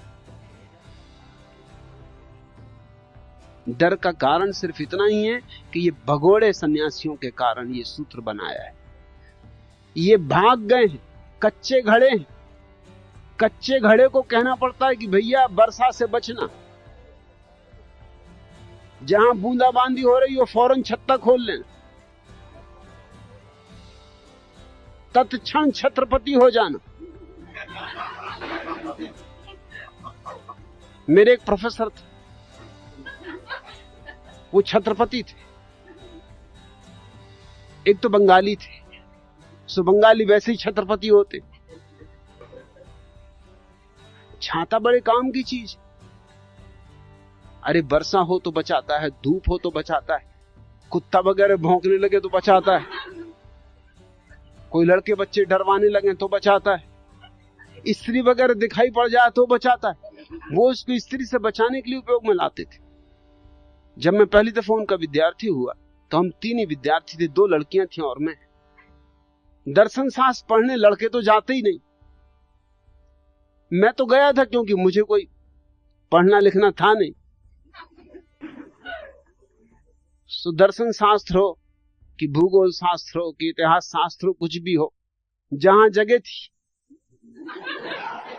मुझसे उपकुलपति ने पूछा क्या पढ़ना, मैंने कहा जहां जगह हो। उन्होंने कहा तुम कुछ पढ़ने का इरादा लेकर नहीं आए? मैंने कहा कि पढ़ना है किसको, वक्त गुजारने आए। वो थोड़े चौंके, उन्होंने कहा तुम बात कैसी करते, वक्त गुजारने आए? मैंने कहा मैं सच्ची सच्ची बात कर रहा हूं आपसे, पढ़ना वगैरह मुझे नहीं, और मुझे जो पढ़ना वो मैं खुद ही पढ़ लूंगा, वो मुझे कौन पढ़ाएगा, आप पढ़ाएंगे। इसलिए जहां जगह हो वहां रख दो। न मुझे कक्षा में जाना है ज्यादा, यूं कभी कभी आहे गाहे चला जाऊंगा, यूं ही चहलकदमी के लिए। जाना करना मुझे है नहीं। 2 लड़कियां थी, लड़कियां दर्शन शास्त्र पढ़ती, क्योंकि दर्शन शास्त्र पढ़ के कोई नौकरी वगैरह तो मिलती नहीं, नौकरी उन्हें करनी नहीं, उन्हें डिग्री लेनी ताकि ठीक जगह विवाह हो जाए, कोई डिप्टी कलेक्टर से हो जाए, किसी डॉक्टर से हो जाए, किसी इंजीनियर से हो जाए, वो सर्टिफिकेट विवाह के काम आता है। नौकरी तो उन्हें कोई करने नहीं देता, क्योंकि नौकरी स्त्रियां करें तो वहां लोगों को भ्रष्ट करेंगी। लोगों को बचाने के लिए स्त्रियों को कहीं जाने नहीं दिया जाता। स्त्रियों से तो ऐसा घबराया हुआ है पूरा मुल्क कि जहां गई वहीं लोगों को भ्रष्ट किया, नरक भेजा, नरक के द्वार हैं। तो 2 लड़कियां थी और मैं, और वो आंख बंद करके पढ़ाते थे, क्योंकि लड़कियों को वो देख नहीं सकते, तो उन्होंने ब्रह्मचर्य का भारी व्रत ले रखा था। मालूम होता है ये जो त्र्यंबक भावे ने पूछा है, नारद परिव्राजकोपनिषद, इसी का वो अध्ययन करते रहे होंगे। आज राज खुला। तो आंख बंद करके पढ़ाते थे। मैं उनकी क्लास में जरूर जाता था, क्योंकि मैं आंख बंद करके सोता था। न वो देखते थे, न कोई सवाल उठता था। वो मुझसे बड़े प्रसन्न थे। कभी कभी रास्ते पे मुझे मिल जाते, कहते विद्यार्थी हो तो एक तुम।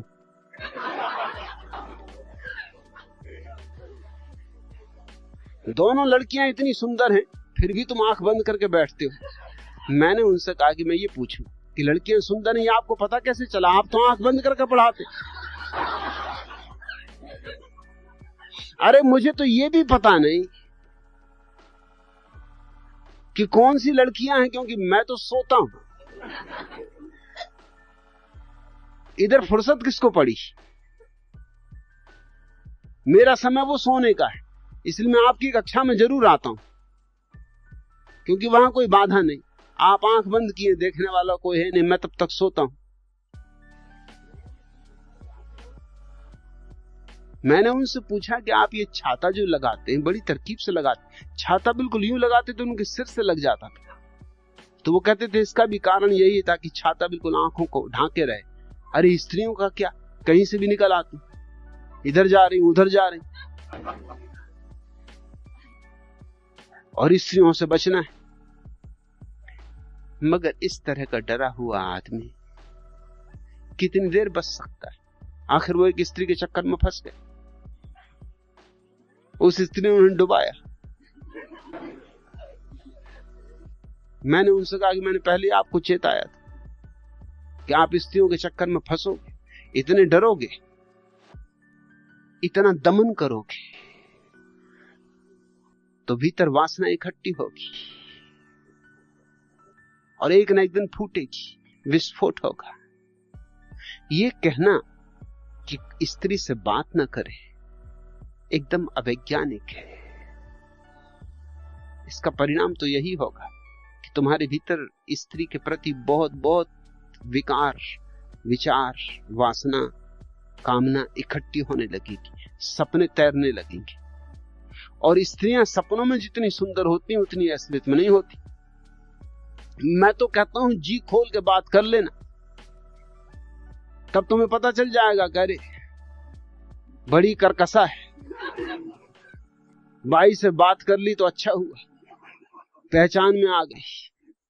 तुम तो जितनी घुसपुस करके बात कर सको कर लेना, बिल्कुल पास बैठ बैठ के बात कर लेना, ताकि असलियत जाहिर हो जाए।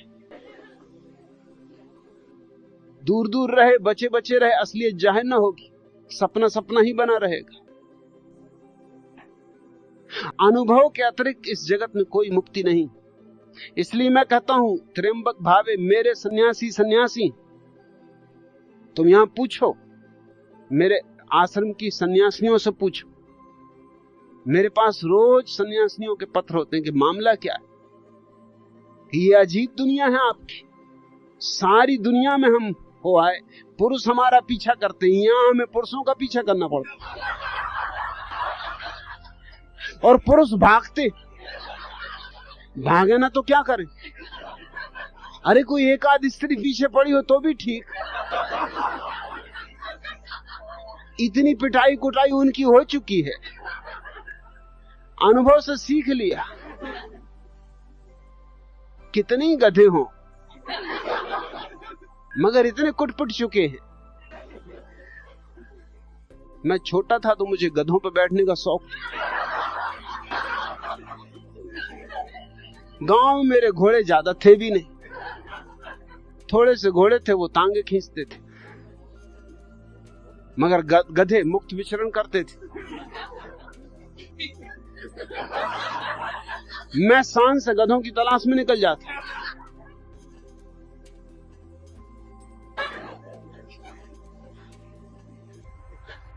मैं तो पहले सोचता था कि गधे सच में ही गधे होते, मगर मैं चकित हुआ ये जान के कि गधे मुझे पहचानने लगे। अरे मुझे ही नहीं पहचानने लगे, मुझे 100 कदम की दूरी से भी मेरे पैरों की आवाज पहचानने लगी। और कोई गुजर जाए, खड़े रहें, मुझे देखते ही से भाग जाएं, एकदम चीपों चीपों मचा दे।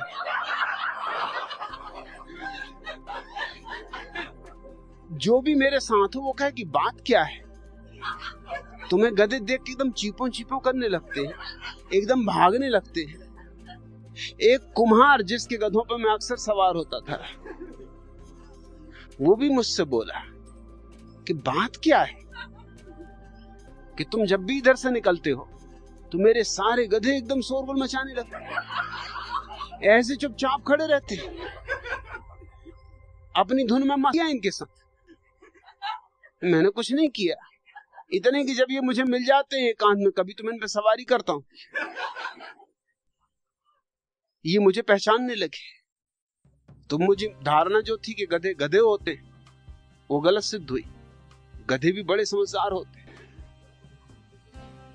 ऐसे बने खड़े रहते, बिल्कुल सीधे साधे भोले भाले, बिल्कुल दार्शनिक मालूम होते, चिंतित, बड़े मग्न, सारे जगत का विचार कर रहे कि तीसरा महायुद्ध होगा कि नहीं होगा, कि अभी इराक ईरान में क्या होता है देखें, अयातुल्लाह खुमैनी अब और क्या दिखाते हैं देखें। ऐसे तो लगते हैं कि बड़ी चिंता में मग्न है, मगर होते बड़े समझदार हैं। मैं अपने अनुभव से कहता हूं कि बड़े समझदार होते। तो यहां मेरी सन्यासियां मुझे पत्र लिखती कि अजीब दुनिया आपने बनाई है, यहां हम तो पीछा करते हैं, पुरुष एकदम भागते। वो कहते नहीं नहीं, आमतौर से सारी दुनिया में ये बात जाहिर है कि जब स्त्री का नहीं नहीं तो उसका मतलब होता है हाँ हाँ, मगर मेरे इस आश्रम में जब पुरुष का नहीं नहीं तो उसका मतलब होता नहीं नहीं।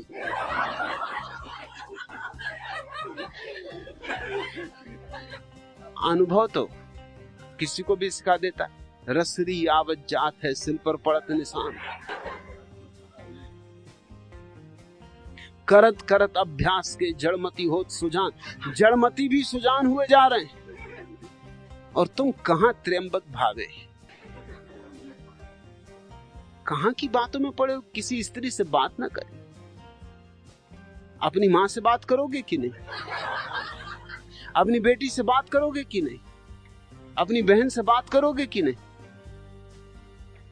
लेकिन सन्यासी तो इन सबको छोड़ के भाग खड़ा होता है, इसलिए भागना पड़ता है उसको बेचारे को, क्योंकि इनसे अगर बात करनी पड़ी तो सब बिगाड़ हो जाएगा।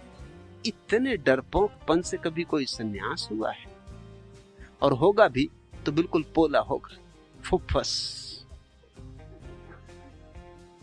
बंगाली बाबू, मछली और भात, और भीतर कुछ भी नहीं। कितनी खोजो आत्मा का पता ही ना चले, कितनी खोजते चले जाओ, फिर मछली फिर भात, फिर मछली फिर भात। इधर से जाओ उधर से बाहर निकल आओ, मछली और भात के सिवा कुछ भी ना मिले। और तुम कहते हो पूर्व परिचित स्त्री का स्मरण ना करे। अरे इतना स्मरण तो रखनी पड़ेगा कि स्मरण नहीं करना, उसी में गड़बड़ हो जाएगी। पूर्व परिचित स्त्री का स्मरण ना करे, इतना स्मरण तो रखोगे। स्मरण छोड़ोगे तो हो जाएगा स्मरण, स्मरण करोगे तो हो जाएगा स्मरण। एक आदमी ने एक साधु से जाके कहा, तिब्बती कथा है कि मुझे कुछ मंत्र दे दे, सिद्धि हो जाए। बड़ी सेवा की, हाथ पैर दाबे। साधु ने कहा, भाई तू नहीं मानता, जानता मैं कुछ नहीं। अरे उसने कहा कि आप जानते तो ज्ञानियों का लक्षण है कहना कि नहीं जानते। मुझे आपकी सिद्धि पता है, आपके हाथ में सब है, जरा सा मंत्र दे दो। अरे कर दो कृपा। साधु ने देखा कि दुष्ट पीछा नहीं छोड़ेगा, तो उसे एक मंत्र दे दिया। कागज पे लिख दिया छोटा सा मंत्र, कुछ भी लिख दिया हो, कोका कोला या कुछ भी, मतलब जो समझ में ना आए ऐसी कोई चीज लिख दी होगी। और कहा कि ये ले जा भैया, 5 दफे पढ़ लेना, बस इतना ख्याल रहे कि जब भी 5 दफे पढ़े तो बंदर की याद ना आए। अरे उसने कहा, बिल्कुल बेफिक्र रहो, बंदर की जिंदगी मुझे याद नहीं आई। 60 साल की उम्र हो गई और बंदर की कभी याद नहीं आई, अब क्यों आएगी? और 5 ही दफे पढ़ना है ना, मिनट भर का काम। अभी जाता हूं, नहा धो के बैठता हूं पूजा गृह में, 5 दफे पढ़ के सिद्धि किए लेता हूं। भागा, लेकिन बड़ा हैरान हुआ, सीढ़ियां भी नहीं उतर पाया मंदिर की कि बंदरों की याद आने लगी। बहुत झिड़का, खांसा, खकारा, घर भागो, दत्तरे की तू क्यों पीछे पड़ा? मगर बंदर तो बंदर, मुंह बिच कहां है? कहीं बाहर तो है नहीं, भीतर ही। एक नहीं, 2 नहीं, कतारें तो मार डाला है। ये बंदर सब कहां छिपे थे? अब तक कभी निकले ही ना थे। घर पहुंचते पहुंचते तो सारी दुनिया खो गई, बंदर ही बंदर थे। जहां देखे बंदर ही बंदर दिखाई पड़े। अरे अपनी पत्नी को देखा और देखा कि बंदर बैठा हुआ, आंखें मीड़ी, पानी छिड़का कि हे प्रभु ये क्या हो रहा है? बेटे को देखा, चला बंदर चला आ रहा है। तब तक भी ठीक था, जब बाप को देखा और देखा बंदर, उसने कहा कि मैं पागल हो गया। जल्दी से नहाया धोया, मगर नहाना धोना क्या, बंदर नहा धो रहे। जाके पूजा गृह का दरवाजा बंद करके बैठ गया। 5 दफे पढ़ना तो दूर, कागज हाथ में ले और बंदर की तस्वीर, इधर बंदर उधर बंदर, सब तरफ बंदर। कई दफा कोशिश की, कई दफे नहाया, कई दफा धोया। पत्नी ने कहा, तुम कर क्या रहे हो? आज रात सोना नहीं यार। उसने कहा, तू जा, बंदरिया कहीं की पीछे पड़ी। पत्नी ने कहा, बंदरिया होश में हो? बाप ने सुना कि पत्नी से बंदरिया कह रहा है। बाप ने कहा, क्या कहता रे नालायक? अरे कहा, बंदर तू चुप रहे, खुसट।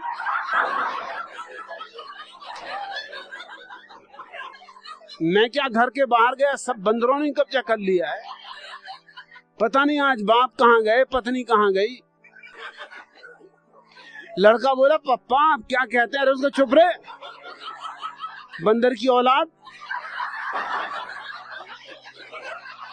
घर के लोगों को शक हुआ कि आदमी पागल हो गया। कहा, तू होश में है? पकड़ के उसको आईने के सामने ले गए। क्या आईने में देख? सुन, देखा बंदर खड़ा आईने। सुन कहा, हे प्रभु ये क्या हो रहा है? अपने मुंह पे हाथ फेरा कि मैं आदमी था, भला चंगा गया था, ये कौन सी सिद्धि हो गई? दर्पण में बंदर दिखाई पड़ा। रात ही पहुंचा साधु के पास भागता हुआ कि भैया ये मंत्र तुम्हारा संभालो, ये सिद्धि मुझे नहीं करनी। मार डाला, मुझे नहीं मार रहा, मेरे परिवार को भी मार डाला। ये तुमने क्या बात कह दी कि बंदर को याद मत करना? बस अड़चन उसी से हो गई, वो जो याद न करना। अब ये तुम्हें पता नहीं कि अगर तुम ये सूत्र मान के चलोगे कि पूर्व परिचित स्त्री का स्मरण न करे, तो पूर्व परिचित स्त्री ही स्मरण आएगी, वही स्मरण आएगी। स्त्रियों के चित्रों को भी न देखे। क्या डरपोकपन है, हद हो गया। चित्र में क्या है? कागज, लकीरें खींची, उससे भी डर लग रहा है। लेकिन दमित काम यही उपद्रव खड़ा कर देता है। कागज में भी स्त्री दिखाई पड़ने लगेगी, चलती फिरती, निकल आएगी कागज में से बाहर, बातें करने लगेगी कि स्वामी जी भले पधारे, पवित्र कर दिया घर को, और तुम्हारे प्राणों पर सांप लौट जाएंगे कि मारा, भाषण भी हुआ जा रहा, अब ना बोले तो नहीं बनता, बोले तो नहीं बनता। कागजों में से स्त्रियां निकलने लगेंगी, स्त्रियों से संबंधित चर्चा ना सुने। और ये क्या है?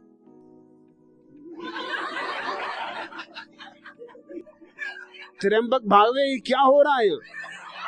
स्त्रियों से संबंधित चर्चा चल रही, और ये नारद क्या कर रहे हैं उपनिषद में? स्त्रियों की चर्चा कर रहे हैं। और जितने तुम्हारे शास्त्रों में स्त्रियों की चर्चा है, कहीं और नहीं, स्त्रियों की चर्चा है।